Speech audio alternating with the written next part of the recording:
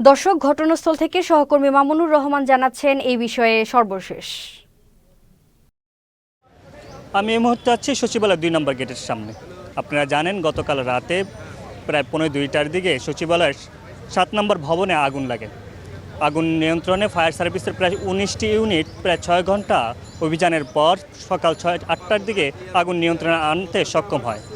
আগুন লাগার কারণ এখনও পুরোপুরি জানা যায়নি। কী কারণে আসলে আগুনটা লেগেছে, এতে ক্ষয়ক্ষতির পরিমাণ কী হয়েছে সেই পুরোপুরি বিস্তারিত এখনও জানা যায়নি।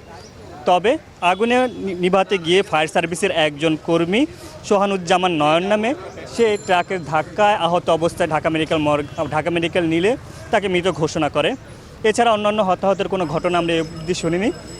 তবে আগুনে এই ৭ নম্বর ভবনের প্রায় গুরুত্বপূর্ণ বেশ কিছু মন্ত্রণালয় পুরোপুরি ক্ষতিগ্রস্ত হয়েছে। এখানে বেশ কিছু মন্ত্রণালয় ছিল, ডাক যোগাযোগ মন্ত্রণালয়, অর্থ মন্ত্রণালয়, এছাড়াও গুরুত্বপূর্ণ সড়ক ভবনের অফিস ছিল এই মন্ত্রণালয়। এই প্রত্যেকটি মন্ত্রণালয়ের একেবারে পুরোপুরি সকল গুরুত্বপূর্ণ নথিপত্র যা ছিল তা পুরোপুরি ছাই হয়ে গেছে।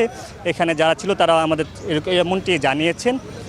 এই সচিবালয়ের এই ভবনের যে গুরুত্বপূর্ণ মন্ত্রণালয় ছিল, এতে কী পরিমাণ ক্ষয়ক্ষতি হয়েছে এখন অবধি তা কিছুই জানা যায়নি।